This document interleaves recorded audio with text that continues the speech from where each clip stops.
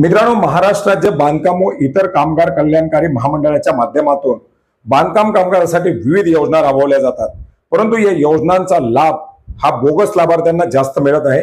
Bogus लाभार्थ्याचं याच्यातील प्रत्येक योजनेला ग्रहण लागलेलं आहे। आणि मित्रांनो, याच पार्श्वभूमीवरती आता शासनाच्या माध्यमातून एक मोठा निर्णय घेण्यात आलेला आहे। याच्या संदर्भातील सविस्तर अशी माहिती आजच्या व्हिडिओच्या माध्यमातून घेण्याचा प्रयत्न करणार आहोत। नमस्कार मित्रांनो, मी प्रभाकर, आपण पाहत आहात आपले माहिती केंद्र। चॅनलवरती नवीन असाल तर सबस्क्राइब करायला विसरू नका, जेणेकरून असेच नवनवीन अपडेट सर्वांप्रथम आपल्यापर्यंत पोहोचतील।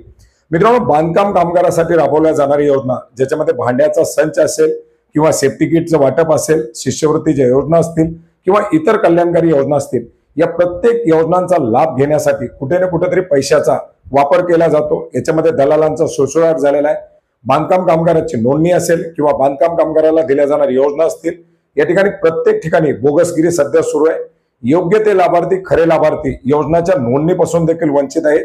नोंदणी झालेले खरे लाभार्थी या योजनांच्या लाभापासून वंचित आहेत, परंतु बोगस लाभार्थ्याच्या माध्यमातून मात्र या योजनांचा दुरुपयोग केला जातोय, याचा लाभ घेतला जातोय। आणि प्रत्येक जिल्ह्यामधून, प्रत्येक तालुक्यामधून अशा जे काही तक्रारी आहेत या शासनाला पोहोचत आहेत। मित्रांनो, बांधकाम कामगारांसाठी वाटल्या जाणाऱ्या भांड्यांचा संचाचं वाटप होत असताना मोठ्या प्रमाणात याच्यामध्ये एक अनियमितता दिसून आलेली होती। आपण पाहिलेले की श्रीमंत लोकांच्या माध्यमातून सुद्धा या भांड्या संचाच्या वाटपामध्ये एक या ठिकाणी लाभ घेतलेला आहे, परंतु खरे जे काही बांधकाम कामगार आहेत त्यांना या ठिकाणी कुठल्याही प्रकारचे लाभ मिळत नाहीत। आणि या सर्व तक्रारी आता शासनाला प्राप्त झाल्यामुळे शासनाच्या माध्यमातून, या विभागाच्या माध्यमातून याची एन्क्वायरी बसवलेली आहे, याची चौकशी लावलेली आहे।